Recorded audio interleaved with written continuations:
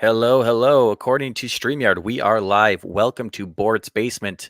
This is the Wisconsin sports podcast that is inspired by Mr. Bart Winkler and his amazing podcast. Originally, The Bart Winkler Show, now The Winklerverse, a sporadic podcast.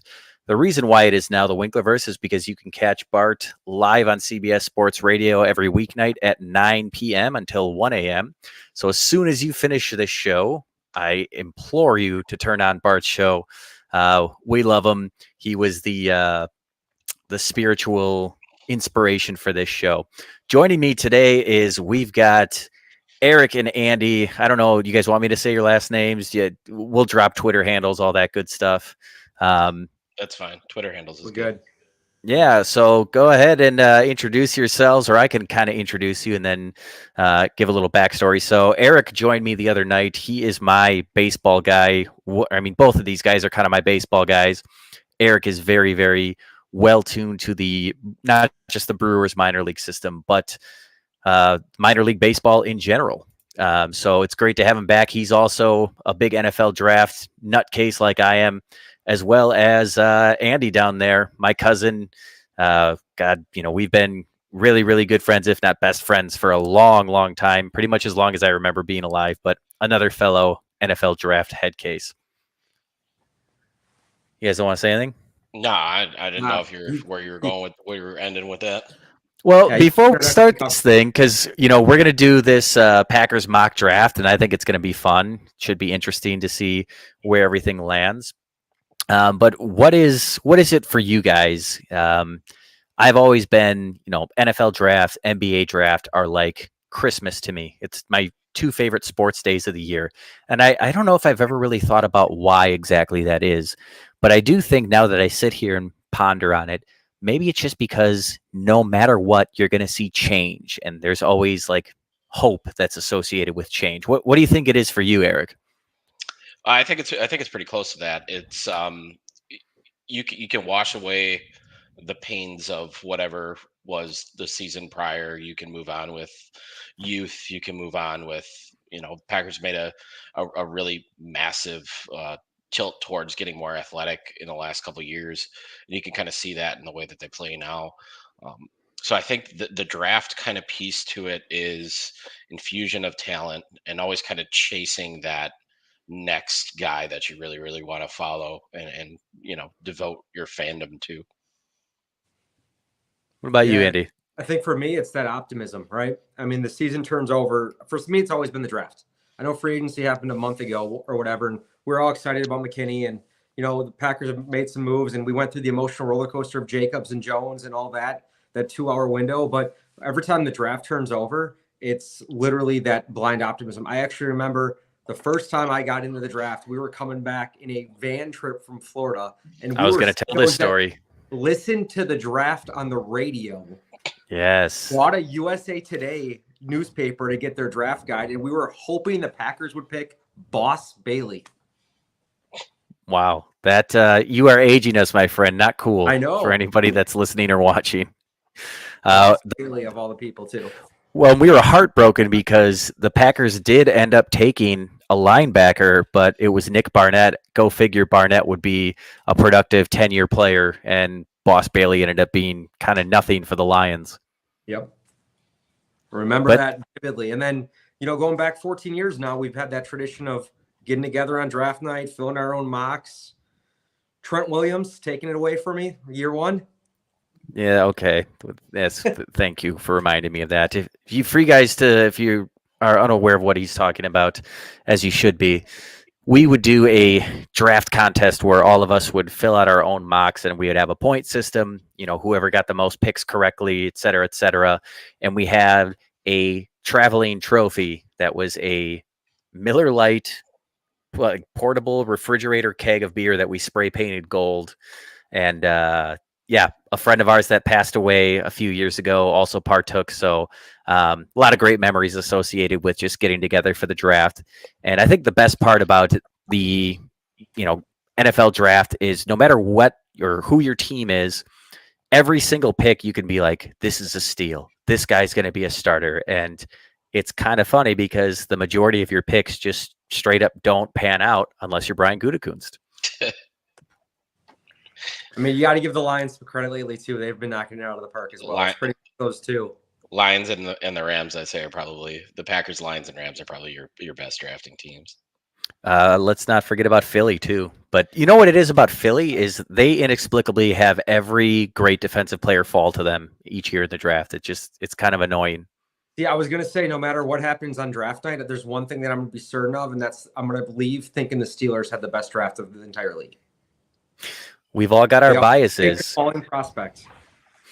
Speaking of biases, this is the format that we're going to go with. So we are using Pro Football Network's mock draft simulator. We're going to be going through all 7 rounds, which don't freak out if you're watching or listening. It's not going to be as long as a real draft. The first and second round will probably have a little bit more breaking down and analysis. But the way it's going to work is we're just going to rotate picks here. So I'm going to pick, then Eric's going to pick, and Andy's going to pick. When I am on the board to pick, I have to pick between Eric and Andrew's picks, so on and so forth. Eric will pick between my and Andrew's picks, and we just kind of keep rolling like that. And I am going to go ahead and be the first to pick, and it's not out of any kind of ego. I had already mentioned to these guys, the main reason why I need to pick from their picks is because I have an unhealthy obsession with a certain school and a certain side of the ball that if I see a player that is from that school and plays that side of the ball, for some reason, I want to draft them like at least probably 60 picks higher than maybe they would normally go. And I had made the comment that we could do this mock and Joe Alt could be sitting there, or Marvin Harrison Jr. could be sitting there at 25, and I would go, I still think I would go with this guy. So to kind of maybe that will be who you guys pick. I don't know. We'll see what happens, but I don't trust myself to just not be biased there. So full disclosure on that one. Are you guys ready? I am. You want to go over? Did you guys get so? Oh, wait, yes. Jersey. Thank you for reminding me. I want to make this a thing on Bort's Basement. Is who you rocking? So if you guys jump in. You know, that old take of like, oh, you're a grown man and you're wearing someone else's name on your shirt. I don't give a shit about any of that. I think jerseys are cool, and especially if you have some unique ones. So what I want to start, and this is going to be the first instance of this, is it's going to be who you rocking. All right. So I want to know, Eric, who you rocking. I already saw, but you can go ahead and show it off. It's a pretty nice looking kit. Yeah, it is. So in honor of the draft, I am rocking my most favorite undrafted player that the Packers have ever had, and that's Tramon Williams. There you go. Show it off, baby. Let's see it. That is the old school. I don't know what year that was, but Acme Packers. Man. Acme Packers. They had the fake brown, like shiny, trying to mock leather helmets. That was a good look. I thought it was with the brown helmets. I thought it was unique.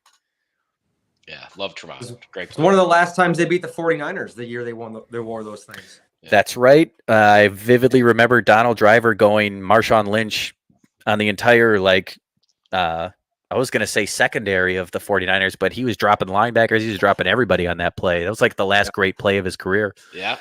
Andy, I see. All balls at you or some shit like that. He made them count. He made them memorable.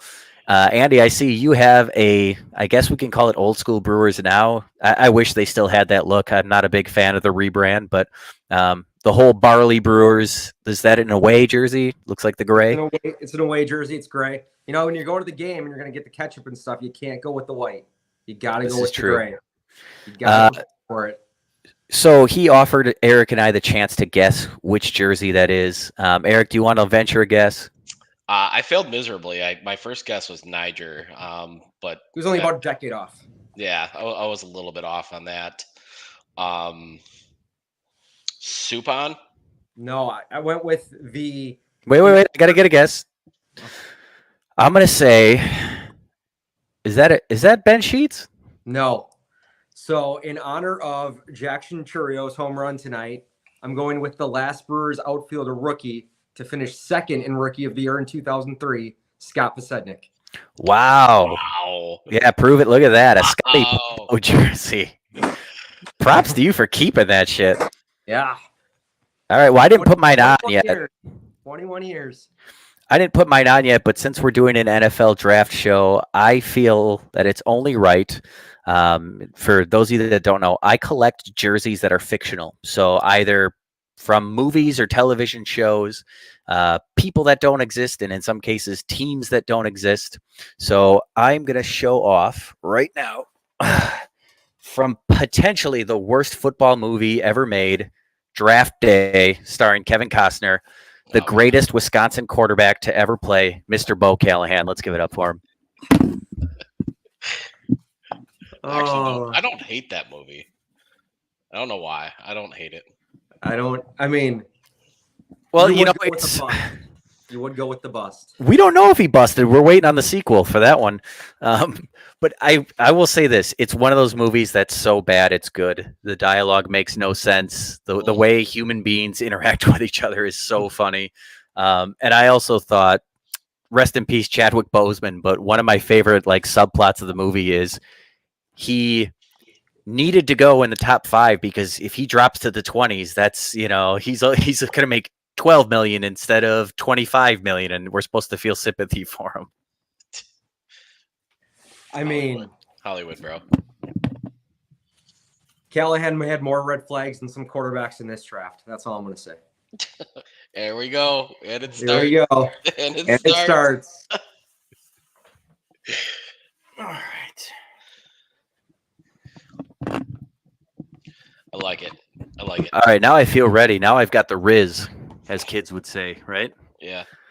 Yeah. Okay, you guys ready to get this show on the road? Let's All roll right. the show. All right, so I'm going to go ahead and start the simulator here now. When I hit start, I wanted to pause it before any picks were made. We're going to go a little bit slower to start here. It already made the pick, Caleb Williams to the Bears. So let's go ahead and just resume this thing. I'm going to check in after every few picks or so. And if anything interesting happens, we'll see what we can discuss here. There's your shocker right there. I think 5 is an interesting one to me. I don't see any way the Chargers under Harbaugh are going to go wide receiver in the top 5. No, I don't Now see with any all way the they tackles on the board. I don't see Alright, so- any way they make that pick. Let's go ahead and recap the first 10 picks. The Bears taking Caleb Williams, number 1. It has the Commanders taking Drake May, number 2. Jaden Daniels, number 3. Now, while I do think those will be the first 3 picks of the draft, the order in which that happens and the teams that are actually making those picks, particularly at number 3, we could see some changes there. We've got Marvin Harrison Jr. going to the Arizona Cardinals, which will make my good friend Mr. Andrew Robbie very happy. At number 4, Malik Neighbors at number 5.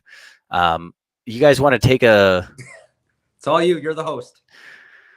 I just call him Olu. Olu Fashanu from Penn State, the big tackle. I guess that would be a little bit surprising. I would still take Joe Alt as the first tackle off the board if it's me. But that I suppose that could happen. That's probably a little bit more of a scheme thing, right? Olu's a little bit more on the athletic side. Depends on what you're kind of running from a running scheme there, as to which flavor. It's interesting because I know we're using PFN, but PFF actually has Olu at 18 in their mock, the 3rd tackle off the board. It's kind of the fun thing about using the different services for this for us draft nuts is like you can kind of see, where do people view these guys, and it's not 4th tackle off the board on PFF. Wow, I don't see that, but hey, everybody's got opinions. I still think he goes in the top 10. I don't see any way that San Diego's or LA, whatever, the Chargers, wherever the hell they are now. They'll always be San Diego. Yeah, well, I was stationed in San Diego when they were the San Diego Chargers, so like I can't it's like a mental block that I have in my brain that I can never get rid of. Like I saw Junior Seau play like that. That was like my thing back then. But I don't see any way that they make a pick at 5.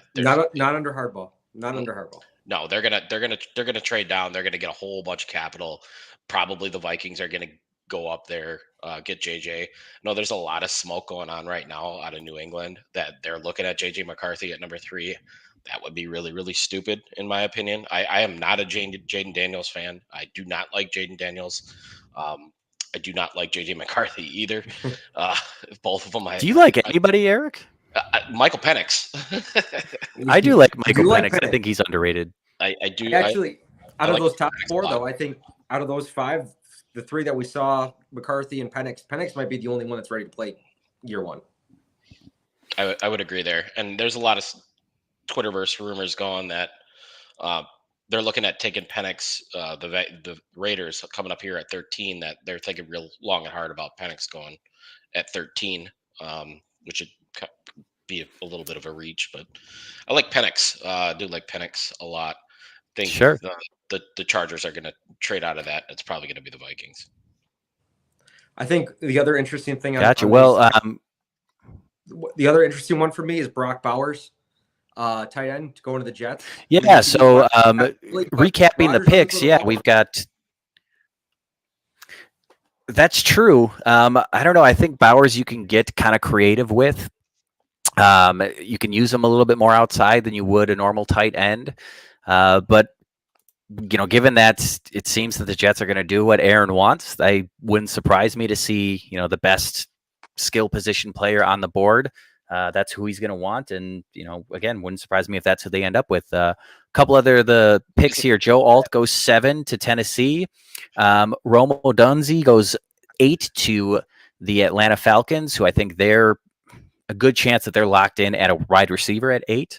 Leatu Latu, the edge rusher, going to the Chicago Bears at 9.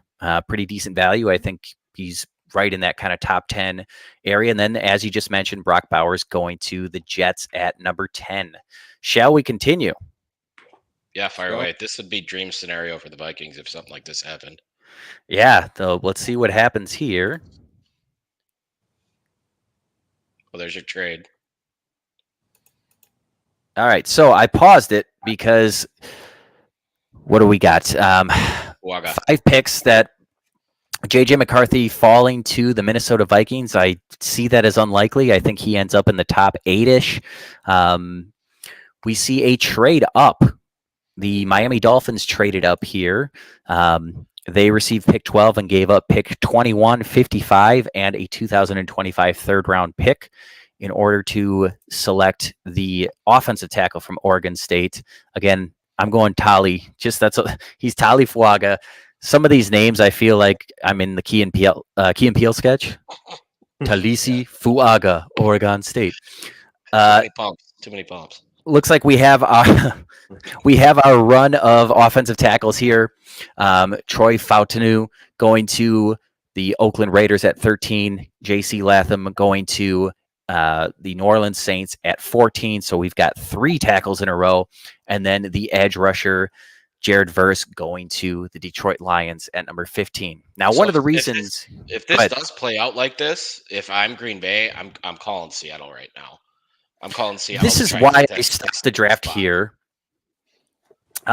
If you wanted to trade up with Seattle, I'm going to go by the NFL draft value chart. That number 16 pick is worth about 1,000 points. So if Green Bay wanted to get up to there using only this year's picks, you'd be looking at their number 25 pick as well as number 58 to do that.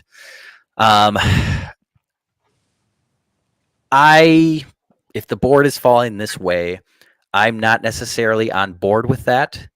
One of the other teams that I would have been looking to trade up with would have been Miami, given that Miami does not have a ton of picks this year. So it's surprising to see them make the move here to number 12. But they're putting a premium on protecting Tagovailoa. So number 16, I guess if you were going to trade up, Dallas Turner's on the board, Terrion Arnold or Quinion Mitchell is probably the 2 guys that Green Bay would be looking at, in my opinion, trading up for. So what are your guys' thoughts? Yeah, I would. If this kind of fell the way that this is, I guess it depends on what you want to get out of this draft. So it's going to depend on what Goody think is the hierarchy of priorities. Is Carrington Valentine, is he going to be that starter on the edge? And if you believe that that's the case, if you're Goody or if you're in that mindset, I don't believe that that's the case. So in this situation, I would trade up. I'd take Quinion Mitchell. by the way, guys, anybody that's watching right now, if you want to comment on anything that's going on YouTube, please feel free to do so. You can find us on YouTube at the This Is Awesome Podcast Network. That is streaming live there as well. Feel free to add some comments. You guys want to keep it rolling? Yeah, Keep it Andy, rolling. I never trade up. That's just my personal philosophy. I'm not a trade up guy. I move down only. That's my thing. I acquire as much capital as I can. Well, I have a proposal for a little bit later in the draft that I'm going to bring up to you guys and see what you think. We'll see if we can get a consensus on it. All right. But for now, let's resume. Go another handful of picks or so.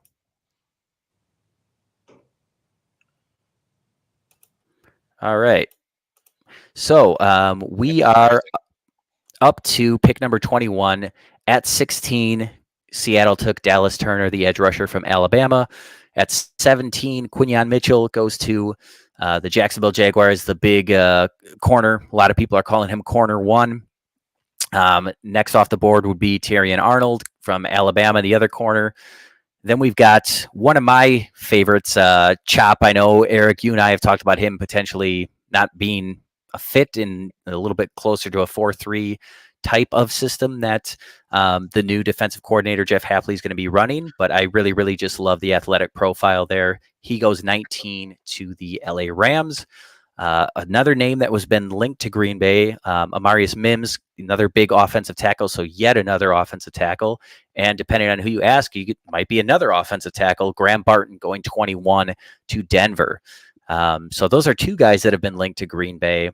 They both, I don't see it with Mims so much just because Green Bay, the way they like to run their system, they like those kind of in-betweener guys that play tackle in college that they potentially could move around, but could also potentially be a fit at that tackle position. But they like guys that are a little bit not as massive. They're a little bit more mobile. They have the agility in that. So I didn't necessarily see it with Mims. If Barton were there at 25, though, I could easily see that being a Green Bay pick. I can see Barton. I can't see Mims. I know Chop, you've had those conversations. I don't see Chop either. I think he's just too small. I think he's too small to play on the line in a 4-3. Mims, completely agree. He's too big. He's one position guy. And let's be honest, the guy played 8 games last year. If you think Green Bay is taking a big guy like that only played 8 games last year, that didn't run an agility test, shout out to Ross Uglem, who put that on Twitter, noted that he did not run the agility test at the combine. Twice. Yep. He's passed on that twice. If you think Green Bay's taking that guy, I think you're crazy. I hear you. All right, let's keep things rolling. I'm a little bit worried about 22 here, but we'll talk about it when we get to Green Bay's pick. So let's see what happens here. Wow. Okay. Wow. All right. So I'm going to hide the trade offers for now. At 22, big smile on my face. Philadelphia goes with the corner Kool-Aid McKinstry from Alabama. The Minnesota Vikings get Johnny Newton, the mobile defensive tackle from the University of Illinois, pass rusher. And then the Dallas Cowboys, trying to find that next left tackle, are going with Tyler Guyton, the offensive tackle from Oklahoma, another name that's been linked to Green Bay. So an interesting board as we get to the Packers pick at 25. I'm going to go ahead and look at these trade offers. Now, I've played with PFN a lot. I like their board. I agree with it. One thing I do think is that it's really hard to trade up, and it's kind of ridiculous if you want to trade down what kind of value you get. In this particular case, the Houston Texans are offering us pick number 42, pick number 59, and pick number 189 in exchange for the 25th pick. Let's do some quick math here. So that'd be 40, 190. We'd get a pretty good deal as far as the draft value and the points. So we'd come out a little bit ahead there. Carolina is offering pick number 33 as well as a 3rd round pick in 2025. That's an easy no in my eyes. And then the Atlanta Falcons are offering pick number 43, pick number 74, and a pick swap 2025 second in exchange for pick number 25 and a 2025 fourth round pick from Green Bay. So of those options, I think I'd be content just making a pick here. In most cases, I totally love trading down. I think you get more shots, but Green Bay having, 11 picks already this year as of now, I just don't see a ton of value in trading down, particularly with who is sitting on the board. What are your guys' thoughts? Especially getting out of the first round entirely, you lose that fifth year. None of these offers, none of your trade downs in this scenario are maintaining that fifth year kind of eligibility. We know Goody loves that from that Christian Watson kind of negotiation back and forth a couple years back. Having that fifth year option, I wouldn't be trading back, especially with the people that are on the board right now. They're straight up looking at three people. I got four out of those three. I would be very comfortable taking. Sure. Right Yeah. So let's go ahead and take a look at the board here. Talking about Green Bay's needs, we can probably eliminate quarterback.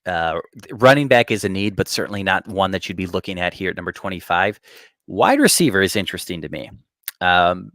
It's just when you talk about the premium positions, and for me, if I'm a GM in the NFL, there's very few positions like I would more than likely want to have with my first round pick every single year, either be a quarterback, a wide receiver, a tackle, or a corner or a edge rusher. Those are like the premium guys that I really, really want that fifth year option on, because those are the guys that are getting the insane contracts. Although now defensive tackle is kind of working its way into that too. So if you have a need there, that could be convinced on that. So wide receivers that are sitting on the board, Brian Thomas Jr. from LSU. In a real life situation, I think there'd be a lot of interest in teams moving up for him.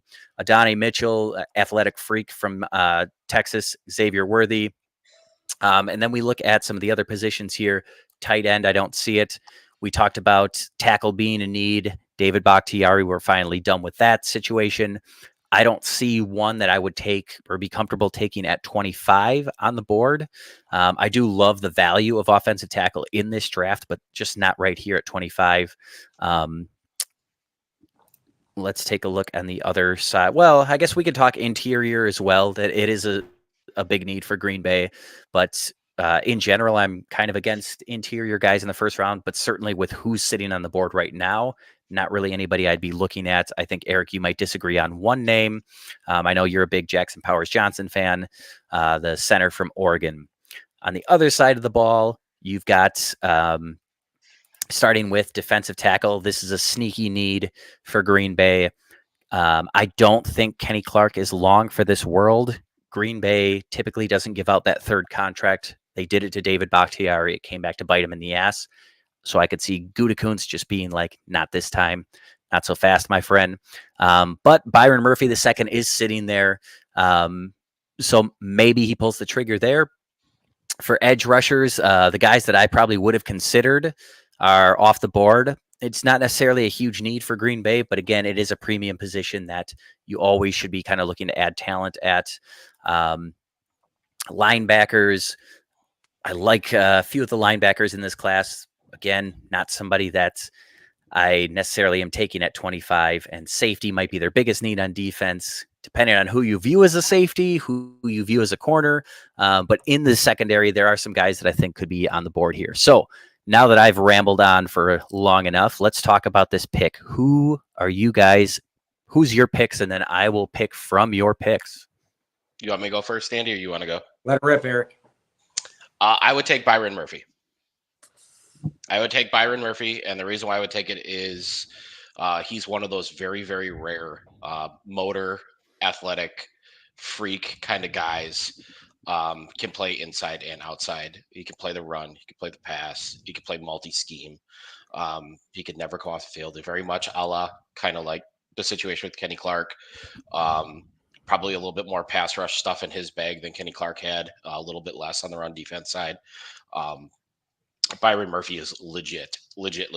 And with the contract situation coming up with Kenny Clark, you have your heir apparent. So I'm going to go Byron Murphy. Okay, that's Eric's pick. Andy, who are you going to put on the board for me?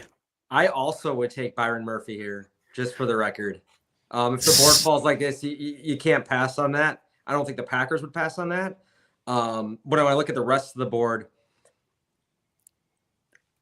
I want to say Cooper because he's a Cooper guy. Jake's a Cooper guy. You spelled it.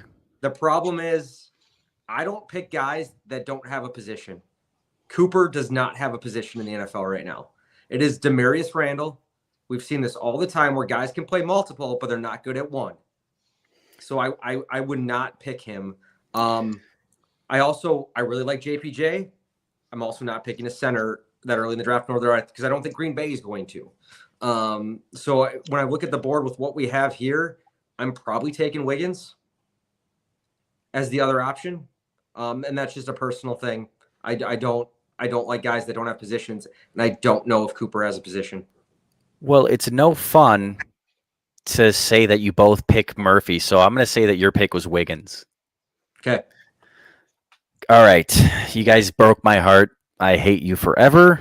My counter to your argument about not having a position would be a lot of the things you're saying were said about the Honey Badger when he came out, and that's who Cooper DeJean reminds me of, is a bigger version of Honey Badger that you can move around the field, matchup dependent. I think he can play just about everywhere outside. I think he can play on certain guys on the outside in the slot. I think you can have him as a in the box safety. I think he can be a deep safety in, if the right situation calls for it. So you broke my heart. I hate you. F you both. I see it I understand the Cooper love and the Cooper infatuation. My hesitancy is the same kind of as Andy's. I don't know that he has a defined position, and you're going to have to tailor your defense around to his kind of strengths. He does. I guess he does have. He is an NFL defensive back. That's basically what his position is. I do have a little bit of concerns with the fracture and some medical stuff that kind of goes back with that. If you got a chance to take somebody that's got clean medicals, that's in also a premium position, I think you just got to do it. All right. Well, I think given the options that you've given me. The other thing about Cooper that I want to throw out there, Halfley's a press man guy. Cooper didn't play press in college. We don't know how he plays in that position. That's a fair point. I think he maybe isn't going to end up as, that upper echelon like a Honey Badger, but I think he's going to be somewhere between a Micah Hyde and a Honey Badger as far as his impact on the field. So given the options that you guys have given me, though, I made the rules. As sad as I am, I'm going to go ahead and take Eric's pick of Byron Murphy. The Kenny Clark, you're hearing more stuff now. To me, that seals it, that, you want to have that, all your bases covered there, and football is won in the trenches. So, I'm going to go ahead and make it official. Eric, you're going to be up next on the clock. Okay. So the pick is officially in. Let's see some more picks, how they fall. Now, right. I will say, I'm going to go ahead and pause it. I would have traded up for Cooper at 30. Okay. Well, let's take a look and see how that kind of fell. Jackson Powers Johnson, one of both of you guys love this guy. He went next pick, so good call there. Nate Wiggins falls to 27. I think Arizona would be elated if that happened. Then the wide receivers come off the board. Xavier Worthy at 28 to the Bills. Brian Thomas Jr. at 29. And God damn it. Kyle Hamilton falls to the Ravens. Cooper DeJean falls to the Ravens. Why do they just get all the nice things? It's not fair. What was the trade on 29? What was the value they had? I didn't even see that. So looks like that trade. Yeah. Detroit moved up from 29 to 15. We missed that one. They also picked up the Colts picked up pick number 61 as well as 29 and a 2025 second round pick. Okay. I like that pick or that trade for I almost said Baltimore. Jeez, I'm not that old. And then the BYU offensive tackle Kingsley. You guys want to go? Swamataya. I like it. We'll roll with it. Goes number 32. So yet another offensive lineman closes out the first round. So that would be the end of the first. round 2, we always know there's a lot of interest in that 33rd pick. But how are you guys feeling about the board right now? Well, I feel really good about it. I think your next kind of focus is a pivot to the other side of the ball. Yep. There's a lot of depth there still on the board, and if that depth is exhausted, um, you have other areas you can kind of address. You're probably going to be another mini run on corners or on quarterbacks, and then another mini run on wide receivers, which aren't huge in your hierarchy of needs. So any pick that's taking a player that we don't need is a benefit to us. I have a question. Oh, okay. McCarthy did go to Minnesota. That's right. Go ahead, Andy. I was gonna say the one thing I'm gonna watch on this one, especially on PFN's thing, is you got some defensive backs here that seem to get, I don't want to say overdrafted, but drafted a little bit of hype. Look at like Max Melton, who seems to have shot up their board compared to other sites. Yeah, he had a great senior day. He had a great combine, but he didn't do it on the field. So it's interesting to see how those look at. It's always fun at draft night because this is what site you do your mocks on is like, oh, that guy's way overdrafted. Well, it's entirely based on where you saw it. Yeah, Kent unpredictability had a tweet out today. Somebody asked him what's going to be the most overdrafted position in this draft this year, and he said unequivocally it's the corners. The corners there's going to be people that are going to be really really overdrafted, and then there's people that are going to fall to day 3 that everybody's going to bet on the athleticism. Either you tested really good and the tape was shit, or you tested really really bad and the tape was good. There's not a lot of two matching scenarios. All right, let's get this thing rolling again. Green Bay is going to be picking at 41. Just to kind of get it out of the way, I think we're probably all on the same page here. We're not looking at a trade up at this point. Nope. No. All right. Let's go ahead and resume. Let's see how the board falls as we wait for Green Bay to pick again.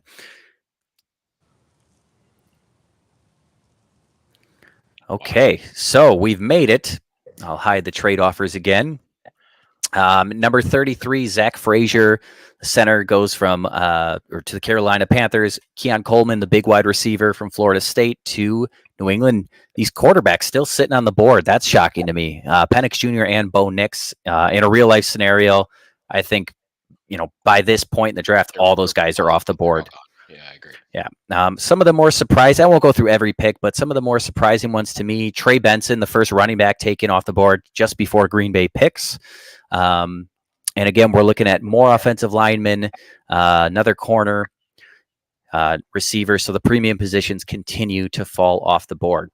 All right, so we're sitting at 41. Eric is going to be making the pick. And Andrew, who are you looking at? I can highlight some of these positions if you want to see who's on the board. Just pull up the big board for me, though all of them. Sure. Let's just slide down a little bit here. I think this might be fairly quick for me. Yeah, if I'm looking at the board and it's like this right now, and say hypothetically this is my draft board, Packers don't play rookies right away. It's just not something they believe in, except for one position that happens to be a position of need, and I'm going to take Edgerrin Cooper. All right, taking the edge. I love Edgerrin Cooper. He 49. flashes on tape. He kind of plays the way that I wish Quay Walker played. So maybe you can get these two together. That was totally going to be my pick, but in the interest of giving Eric some options here, I'll go a different route, and I'm going to go a little bit unconventional here. To me, this looks like one of Green Bay's biggest strengths, but it's a position that you should probably always keep the talent rolling in on. So I'm going to say Xavier Legette from South Carolina, big wide receiver that's drawing comparisons to DK Metcalf. That's who my pick is going to be here at 41 in the interest of being different. So, Eric, what are you thinking? I do like Andy's kind of approach to it with the player. I don't necessarily hate the player. There's a lot of scuttlebutt right now about Cedric Gray being the first guy, the first off-ball linebacker that's going to end up coming off the board. He's shooting up a lot of draft charts. So I kind of like that. I probably would have waited to 58 and took Gray, but I'm going to go with edge. Going with the edge. Okay, so making it official at 41, the Packers take Edgerrin Cooper. The wrong Cooper, but a Cooper nonetheless. I guess we shouldn't rule this out. We have some trade options. Ooh. Denver is offering the 55th pick along with a 2025 second for a pick number 41 and a 2025 sixth. Buffalo's offering the 60th pick as well as second and third round picks in 2025. Whew, that is tempting to me. One Josh Allen injury away from being something. Yeah. I guess, even a Josh Allen injury at this point, they don't have any weapons. Nothing. Kincaid's their number one pass catcher right now. They got to be desperate. They took the dude from Texas. All right. Well, I guess we'll make this a democratic process. I'm going to vote no for the trade back. What do you guys vote? I mean, I take the Bills trade. I just don't think it's realistic, so I wouldn't take that. I mean, nobody's going to be offering that. Sure. All right. So let's go ahead and make it official. Green Bay selects Edgerrin Cooper. And let's see how the rest of this goes until, I don't know, I'm going to stop it around roughly 50 here.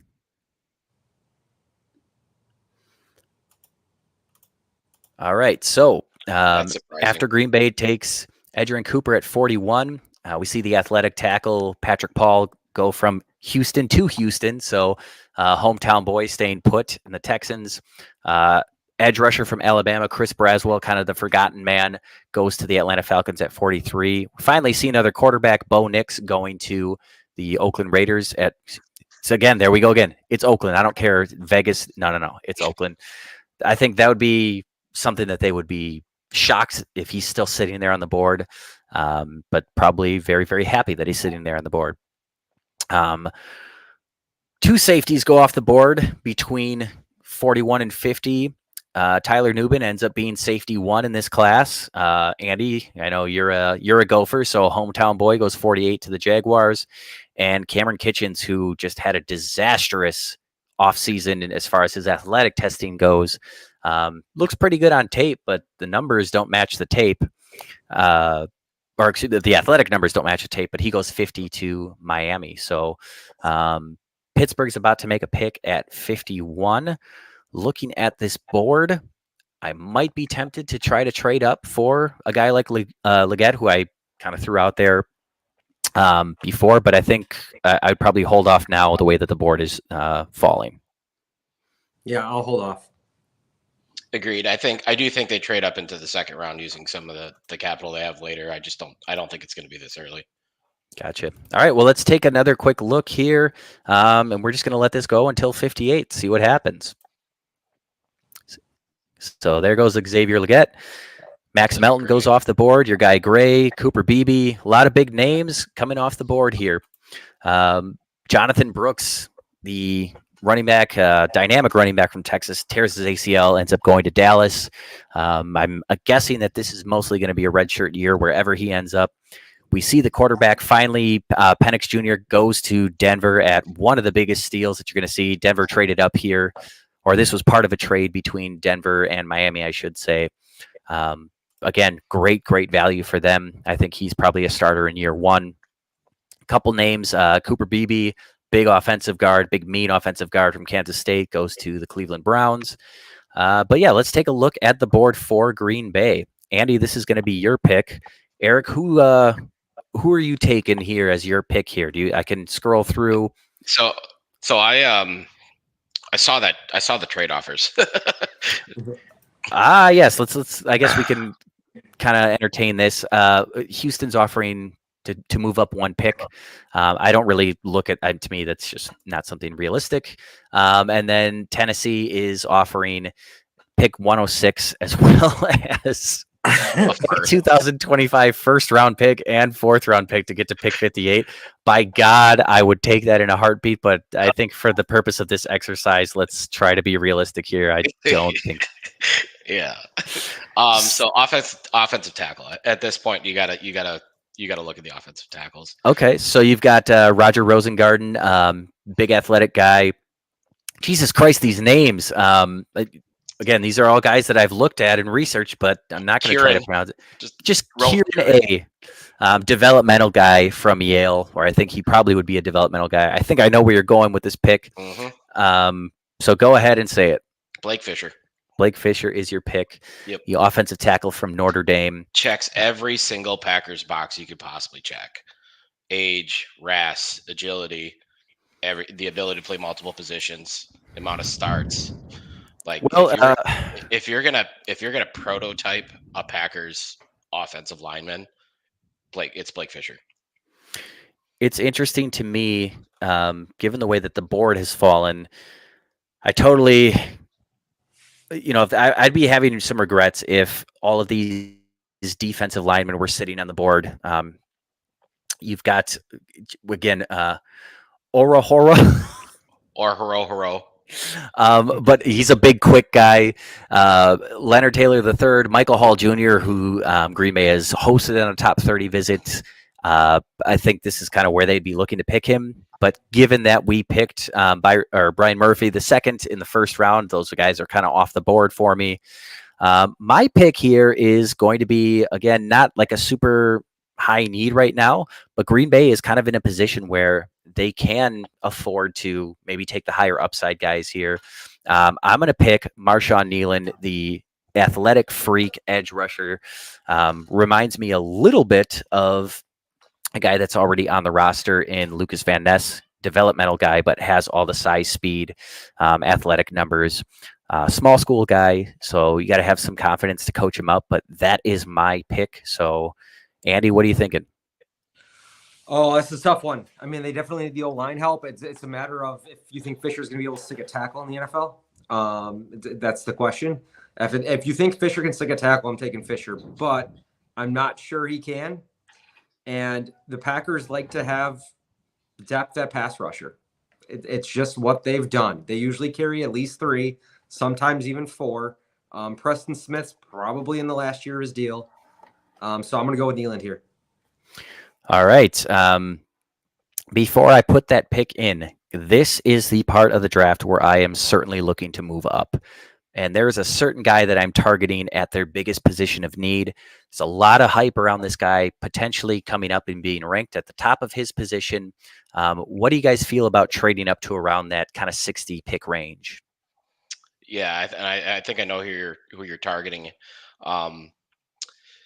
If we don't go tackle, I would wait a little bit to see how it kind of falls with the way that the board is kind of laying out here with all these defensive tackles. Because we took Murphy, I don't know that we need to worry about any of that. I would entertain it depending what the cost was. Well, I'm going to throw out a scenario here. I should say the other scenario, that's specifically why I'm taking Nealon here, is Goody finds the late round tackles, finds the late round linemen. So what he does, it's funny when you look at guys. When you look at the roster, the interior guys are the early picks, the edge guys are the late round picks. All right. Well, here's what I'm proposing. In the next few picks here, I'm offering picks number 91 and pick number 88. And potentially you might have to play around with some late round picks to make it happen, but to get into this range, what do you guys think about that kind of deal? So who are we moving up for? You're moving up for a guy, right? When you're moving I'm moving up for yes. I'm moving up specifically, who honestly I could see not even being on the board at this point. I think he's probably going closer to kind of early to mid second. But I'm going with Cole Bishop, the safety from Utah. He's shooting up the draft boards right now. To me, he looks like a perfect in to Xavier McKinney's Yang, a guy that you can play in the box, that you can also play a little bit deep. He can cover tight ends, but he's a heat-seeking missile. Really, really explosive at the, getting from one level to the next. That is who I'm targeting here with that pick. If you were to move up, who would be some targets for you guys? I know who Eric's target would be. Yeah, it would be either Fisher or Bishop for me. Honestly, I've said it before. I'll probably stay. Let me stay pat. If it's going to cost me both 3s, let me stay pat. Get 2 more impact players, day 2 players, fill in some more gaps, some more depth. All right. It depends what the cost is. If I'm trading my day 3 picks, I'm moving up. If it's going to cost me 2 day 3s or day 2s, I'm going to stay pat. All right. If we can't come to a consensus, I think we'll just kind of let it be. Roll with the punches here. So let me go ahead and put that pick through. Marshawn Nealon is coming off the board at number 58, and let's see how the rest of this stacks up. We have a little bit of time to wait, so I'm just going to kind of let it do its thing here. Hope and pray. We see a safety go off the board, not Bishop. We see now Wisconsin I would be boy. looking at moving up. Right now I would be. All right, well, let's go ahead and pause it. To move up to 75. 75. The Bears don't have a lot of capital. This is true. This could be a good place to take advantage. So that's about 215 draft points. Green Bay's next pick is 88, so that's 150. So you'd have to make up roughly 65 points. So you'd be looking at, I got the chart with me here. Probably, well, let me see what their next pick is. You'd be looking at 88, 126, and then you'd probably have to throw in some change here. So, and 169. That's a little rich for me. So you're going 3 picks for 1 to move up 13 slots. Yeah, that's a little rich for me. I'll pass. Yeah, I think I would too. So yeah, let's go back to the draft here, get some more results, and see where the board falls. Couple speeding linebackers. 77. That's interesting. There he goes. He went at 82. There goes my guy, Cole Bishop. Waited a little bit too long. But it is now my pick. You guys get to make your cases. So we know where Eric's at. The guy that he wanted in the last round is still, I believe, unless I missed it, sitting on the board. Andrew, what are you thinking? I'm actually going to go with the other tackle. Give me Rosengarten. Oh, boy. You guys are making it difficult on me. Now I have to play favorites. You know what? I'm going to go with Rosengarten just because I picked Eric's guy in the first round, so now I'm going to pick your guy in the third round here. So, to be fair, it was both of our guys, but that's fine. That's true. I do like his athletic profile a little bit more so than Fisher. So yeah, I'm just going to go ahead and make that official. We are going to be up next. Eric, you're going to have the next pick at 91. There goes your boy Blake Fisher at 90. Go figure. And we do have a couple trade offers. The Jets are offering pick number 111, so that's a 20 pick drop in order to swap their third and fifth round picks in next year's draft. And the Jaguars are offering pick number 96 to move up 5 picks, as well as a 2025 fifth round pick. Let me. That's actually a realistic. That one's relatively realistic, and I agree. And I would probably do that given where the board is right now. A lot of Green Bay favorites went off the board. There's someone who I'd be looking to target in the next few picks here. That we kind of, we missed out on one guy, so maybe we can get the next guy. But I think that is a pretty good deal, and Green Bay's in a good position to start stacking some future draft capital. So I would be in favor of the Jaguars pick. Eric, you said you were. Andy, what are you thinking? Yeah, I would trade back. All right, we're going to go ahead and take that trade. Yay, this is exciting. Trades. So Jacksonville moves up for Jalen McMillan. Whew. Perfect. Okay. So Green Bay now sits on the board at 96. A safety went off the board since the last time since we made the trade. Kalen Bullock, the safety from USC. Just for fun, we do have another trade. The Jets are offering to move up from pick 111. They're offering pick number 134 for this 96 pick. I do not think I would make this move personally. Again, Green Bay can still fill some needs here and not really get into the part of the draft where they're looking at developmental guys quite yet. So if it's me, I'm staying put. What do you guys think? Yeah, Yeah. I'm staying put at this point. Absolutely. Okay, so I believe it's my pick, or no, it's Eric's pick. Yeah, it's Eric's mine. pick. I'm going to go ahead and make my case. For me, since like I talked about in the last round, I like a safety that kind of is a little bit different than what McKinney's going to bring. McKinney to me is more like that Nick Collins center field type. So I'm going to go ahead and put Jaden Hicks as my pick, a big safety from Washington State. I believe he's a pretty young guy, so a lot of development still to be had there, but a guy, again, that can probably match up with tight ends, play in the box, and fills a big need for Green Bay. So that's my pick. Jaden Hicks, the safety from Washington State. Andrew. This is where I go controversial, and being a Minnesota fan, this is not a homer pick. I firmly believe the Packers are picking this guy. Going with Braylon Allen.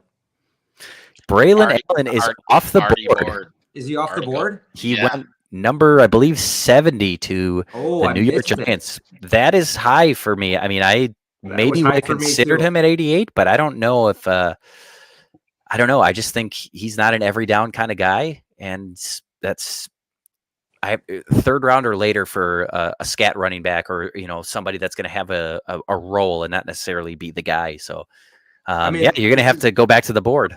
Go back to the board. The thing I want to say though about him is that the Packers do overdraft running backs. We saw it with AJ Dillon.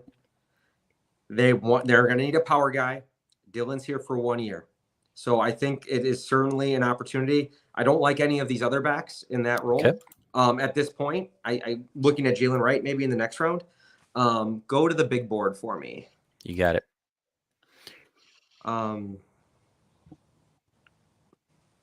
I liked Jadavion Sanders if he didn't test horribly. Let's see. I am not making good podcast right here because I missed that he was picked. That's okay. It went fast. There's some top 30s there that are on the board that they had in.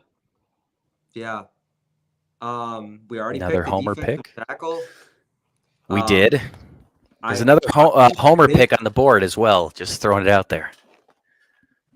I'm going to go with actually DJ James. Okay. Corner from Auburn. I got his scouting report if you guys want to see it up there. So, Eric, what are you thinking between DJ James and the safety, Jaden Hicks? I'm going to probably go Hicks because I think Andy's onto something here with the position. Mm-hmm. I don't think it's the right player though. So if you go back to corner, sure. For my personal, Andrew Phillips they just had in as a top 30. I think it's either going to be Andrew Phillips or Kyrie. Those would be mine that I would personally go with. But Jerry Jones is another guy that they hosted in a top 30, and as you can see, RAS monster at 9.6, and I think he's a pretty young guy too, if I recall. But between those two guys, you said Hicks. Yep, I'll go Hicks. Gun to my head. All right. Hicks. So, Andrew, you're going to have the next pick. Let's go ahead and make that pick. Jaden Hicks comes off the board for Green Bay. Devondre Sweat, the much maligned big man, defensive tackle, finally goes off the board. Just trying to see Johnny Wilson, the massive wide receiver from Florida State, goes to the Giants. I think this is also trade up territory too. I don't think Packers are taking 11 players. I agree. Tanner Bortolini, the RAS monster local boy, goes. Zach Zinter, Jerry Jones, two potential Packer guys go off the board back to the Niners. But yeah, let's go ahead and take a look at the big board here, as well as who's up. Me and Eric, we have to make our cases here. So we're at 126. This is where I am going to go ahead and go on the offensive side of the ball. I think Jalen Wright would be a pretty good value pick here. He's somebody with home run speed, and with Aaron Jones, having the exodus from Green Bay, I think there's going to be more emphasis on getting a guy that they could develop into that type of role more so than a big man. I know we have AJ Dillon. I think that's probably a little bit easier to find. So I'm going to go ahead and put Jalen Wright as my pick, the burner running back from Tennessee. Could you go into interior offensive line for me? You got it. So I would go right too, but there's something that they just put out. PFF had a thing that Jalen Wright has ran into the lightest boxes of all the running backs in this upcoming draft. Sure. So they're cautioning against, people that overinflation of the stats. So big fan of Mason McCormick. Kind of surprised that he's still on the board. Mm-hmm. I think you can probably get Limmer is another guy value. that I think would be surprising to be. I mean, this is Zach, another RAS freak. 9.8. I mean, looks the part of a Packer player for sure. But this could be another guy. Is Zach Zenter still on the board? He just went off the board at 123 to the Niners. All right, I will. I know where this is going to end up, but I'm going to go Blake Corum. Okay, so 2 running backs to choose from. Andrew, it is so up which running to you. back do I like more, huh? Corum or Jalen Wright? I know which one he does. It's an easy Do one. you know which one I do? I'm gonna go with Jalen Wright here. I like Blake Corum a lot. I just think he's too small to play in the NFL. I mean, you're talking about a guy that's 5'7". Can you see him when he's behind the line for screenplays or anything like that? It's a real question. So I gotta go with Wright there. All right, Jalen Wright comes off the board. Let's see who is available to Green Bay at 169. So far, I think we have a good mix. I'd be surprised to see Green Bay take a mix. I mean, we all know that they kind of, what's the old Ted Thompson catchphrase? We just kind of let our board do its thing. And I've learned a long time ago with Ted, you got to just trust the guy and his vision. And I've been there with Gutekunst for a long time. So whatever Gutekunst does, I'm going to just say, yep, that was the right call. I'm going to, bow down to him and just, show some love for the Goot God. All right. So I believe I have the next pick, which I'm sad about because there was somebody that I really wanted to make a pitch here for, a little bit unorthodox, but I am not going to put that into anybody's head. Wow. Okay. Okay. I'd be looking to move up here into this territory for sure, looking at some of the names on the board. But Eric, go ahead and make your case. Can I see off-ball linebackers? There you are. Yeah, these ratings are weird. I don't think the linebacker from Washington is going to be on the board at this point. So it's going to be, from my perspective, the one that I think Jake is probably referencing, or Limmer, or the off-ball from Washington. We already got Edgerrin Cooper. Mm-hmm. I think you can probably get Steel Chambers or somebody like that a little bit. Yeah, I've got the Packers later. picks up here now on the board. If you want to see, just refresh your memory of who they've taken. Yeah, I'm gonna go Limmer. You still need more depth on that offensive line. All right, Andrew.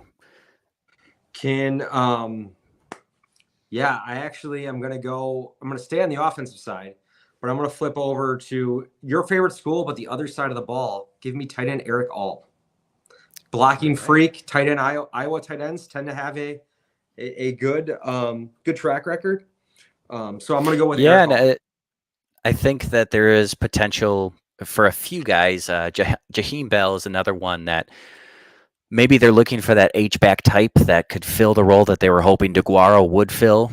That certainly did not work out. Of the two, I think that Josh Myers is not long for this world, and I think that if Limmer is sitting there on the board at 169, that's a tremendous value pick, even just from the developmental side of the ball. You just get that freak athlete, that ball of clay to mold. So I'm going to go ahead and take Limmer. What is your opinion on picking a tackle, moving Tom inside? Because I say I don't mess with something that's successful. I think it would have to be a situation where it's such a no-brainer that we have to take this guy at 25. How the hell did he fall to us? But then again, if that's the case, I'm not sold as Rasheed Walker being that guy. So maybe you move Walker to the swing and you put Zach Tom at left tackle, or if you draft a rookie at 25, you put him at left tackle. It kind of depends on who we're talking about here. You can make your case. All right. So who is up? I forget. I think it's Andy just went. So or no, I just went. Yeah. So Eric, it's going to be your pick. I'm going to make my case for a guy that I was ready to take at 169. He is, well, nicely enough, the just top rated player on the board, according to PFN at this point, Joe Milton III.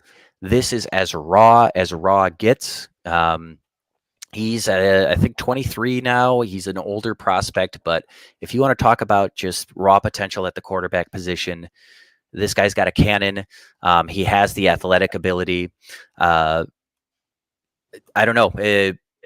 It's the old adage. Ron Wolf would try to take a quarterback in every single draft, and it's just you want to keep the position fresh in that position group there and always be pushing people. So you don't want Clifford to get too comfortable. He was an RAS freak as well.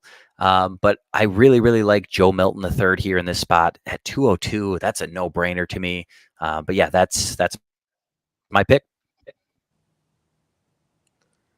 Andy, you are up, my friend. All right.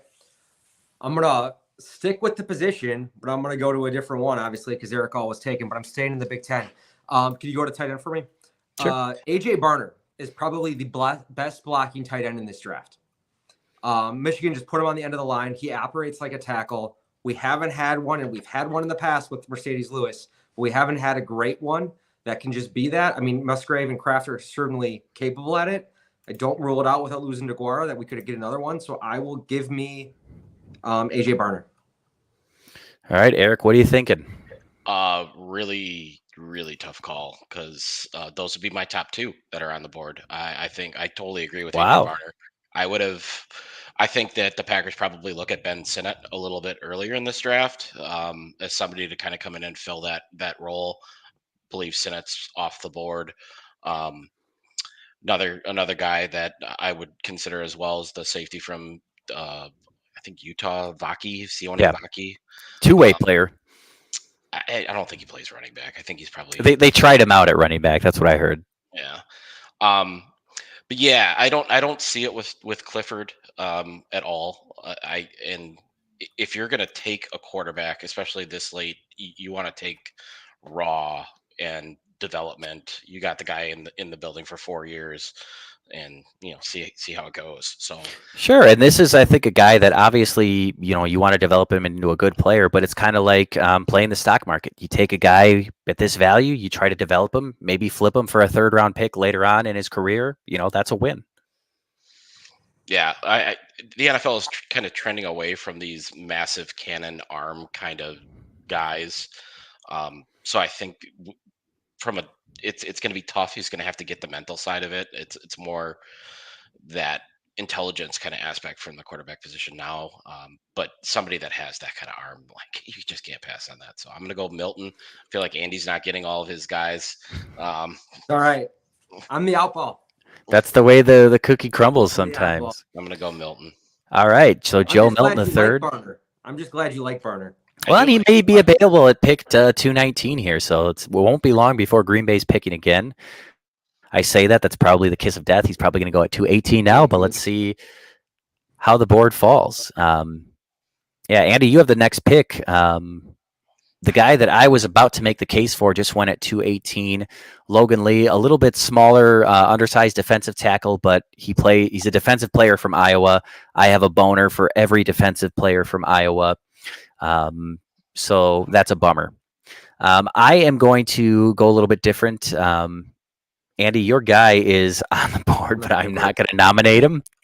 I have been looking at some of the late round guys, and really in like the case of who's a Packer guy, like who is somebody that screams Green Bay Packer.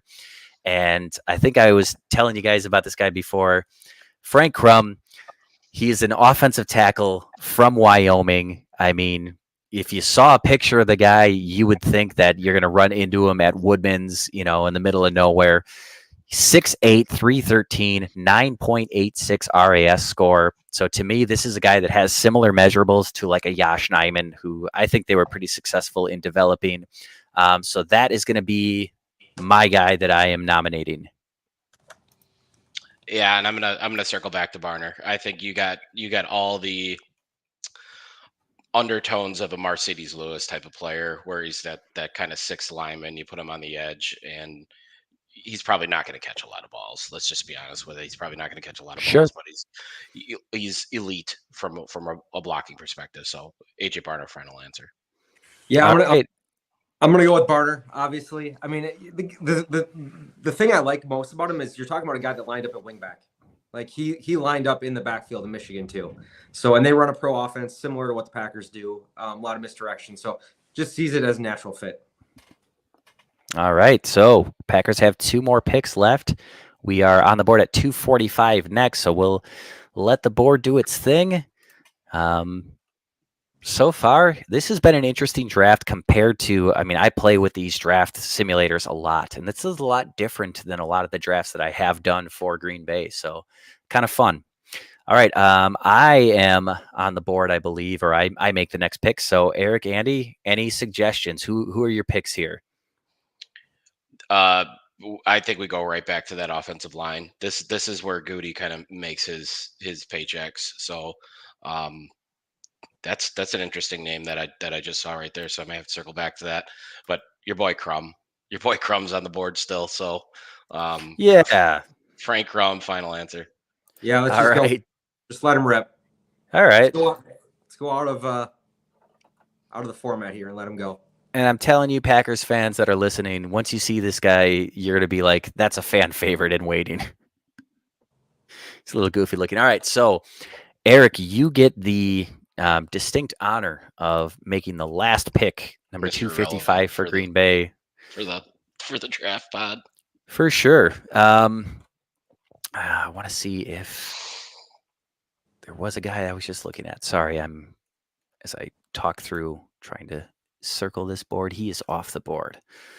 Well. I am just going to go ahead and look at who is left at the top available. Green Bay did take an edge rusher. So I thought about just kind of taking the top edge that, according to PFN, is on the board. But I'm gonna make it. I'm gonna go for a little change. He will be long gone by this point. But in our draft, he's still sitting there on the board. So Cam Little, kicker from Arkansas, push on Anders Carlson. He needs the push, and I don't think Greg the Leg is long for this world as a Green Bay Packer. So that's my case. Cam Little, the kicker from Arkansas. Can we just get the guy that's kicking for Detroit in the UFL? Have you seen that? Yeah, I have not. He's got a 64-yarder, a 62-yarder, and a game-winning 55-yarder in like 4 games. Okay. He'll get picked up for camp somewhere, I bet. Yeah. No, I let's just let it rip on the kicker. The other caveat, like the Packers worked out Gabe Murphy, UCLA defensive end. He was on a top 30. So if you want to look at people that they've already kind of targeted on that edge, Gabe Murphy is. Oh yeah, he's got the RAS profile. Yeah, he's a Packer guy. A little on the small side, but they had him in on top 30. All right, screw it. I changed my vote. Bring in the edge guy. There's also a quarterback that watched for an undrafted that probably is still on the board in Keaton Slovis.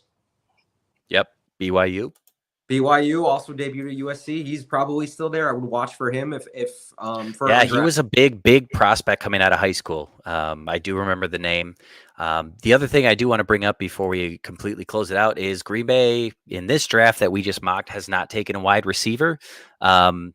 And they typically are going to take at least one of those guys, and we all know how they view the relative athletic score.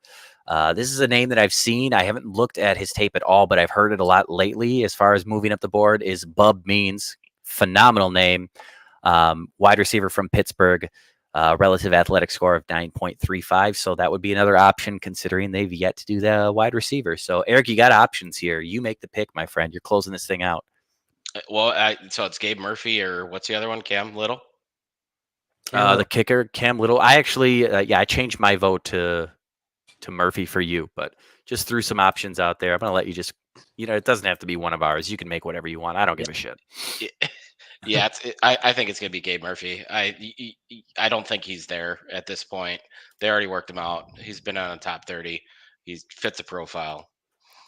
All right. Now for fun, let's see who Mr. Irrelevant is in this draft. Oh, of course I think it was Millard Bradford. Well, let's see here. Round 7, Mr. Irrelevant. Okay, you don't want to load. I won't even let you click through it. There it is. All right. Yeah, Millard Bradford, the safety. God, how did he fall all the way to 257? Just kidding. To TCU. So let's take a look at the draft. We kicked it off. Green Bay taking Byron Murphy, the second defensive tackle from Texas, potentially as the heir apparent to Kenny Clark. At 41, the speedy Edgerrin Cooper linebacker from Texas A&M. At 58, they picked up another athletic freak in Marshawn Nealon. I wish I could go back in time and change my vote to Cole Bishop, but alas, this is where we are.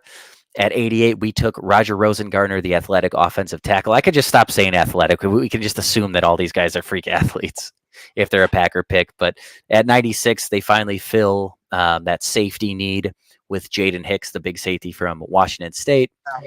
The speedy running back, Jalen Wright from Tennessee at 126. Bo Limmer, great value pick at 169 to maybe be your starting center next year or to at least push Josh Myers.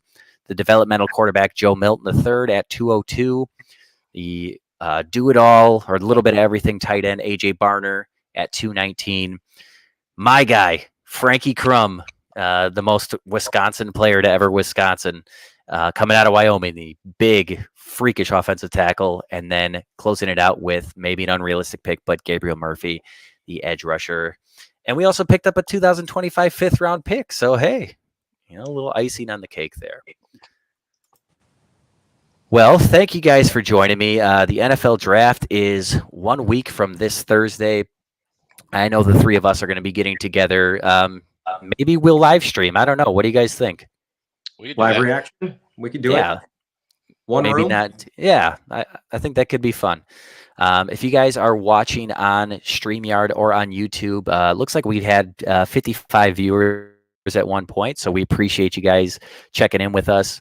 And yeah, we now have an official Twitter account, or Twixer, or X Twitter, whatever you want to call it. It is at Bort's Basement is where you can find updates on when we're going to be going live. And as always, make sure you follow Bart Winkler, listen to the Bart Winkler Show.